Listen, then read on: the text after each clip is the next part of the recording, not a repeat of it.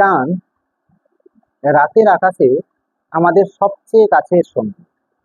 কিন্তু এখন প্রশ্ন হলো, কেন পৃথিবীর সবচেয়ে বড় বড় দেশ এত তাড়াহুড়ো করছে, চাঁদের মাটিতে যেতে চাইছে?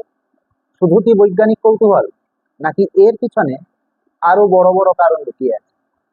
আমার তথ্য বিশ্লেষণ দ্বারা আমি দেখেছি চাঁদে যাওয়ার এত তাড়াহুড়ো কেন প্রত্যেকটা দেশে।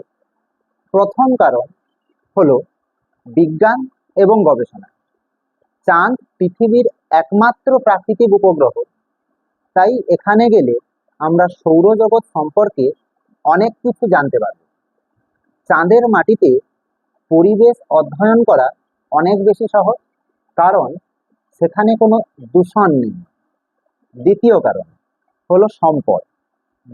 বিজ্ঞানীরা বলেছেন চাঁদের মাটিতে হিলিয়াম-3 নামের এক বিশেষ উপাদান পাওয়া গেছে, যেটা ভবিষ্যতে পারমাণবিক শক্তির জন্য সোনার খনি হতে পারে। এছাড়াও বিরল ধাতু আছে, যা প্রযুক্তি বানাতে কাজে লাগবে।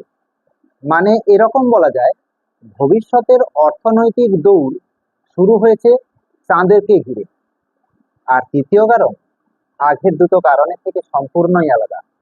তৃতীয় কারণ যদি সত্যি হয়, অবশ্যই সাবস্ক্রাইব করো, লাইক করো এবং কমেন্ট বক্সে জানাও তৃতীয় কারণটা কি আসলেই কোনো কারণ, নাকি আমি ভুল করছি। অবশ্যই কমেন্ট করে জানাবে এবং অবশ্যই ভালো লাগলে তা সাবস্ক্রাইব করবে। তৃতীয় কারণটি হলো রাজনৈতিক দিক। 1969 সালে আমেরিকার অ্যাপোলো 11 যখন প্রথম চাঁদে গিয়েছিল, তখন সেটা শুধু বিজ্ঞানকে ঘিরে নয়, এক বিশাল রাজনৈতিক জয় ছিল সোভিয়েত ইউনিয়নের বিরুদ্ধে। আজও ঠিক একই রকম প্রতিযোগিতা চলছে। আমেরিকা, চীন, ভারত, রাশিয়া সবাই নিজেদের শ্রেষ্ঠত্ব প্রমাণ করতে চাইছে।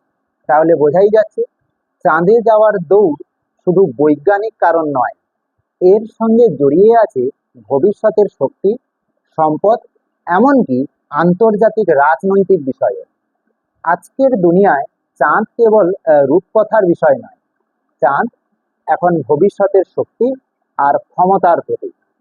আমাদের ভিডিও যদি ভালো লাগে, অবশ্যই আমাদের ইউটিউব চ্যানেল আলোক বলয় সাবস্ক্রাইব করো, পাশে থাকা বেল আইকন প্রেস করো, যাতে এইরকম আরো নতুন নতুন তথ্য তোমাদের সামনে তুলে ধরতে পারি।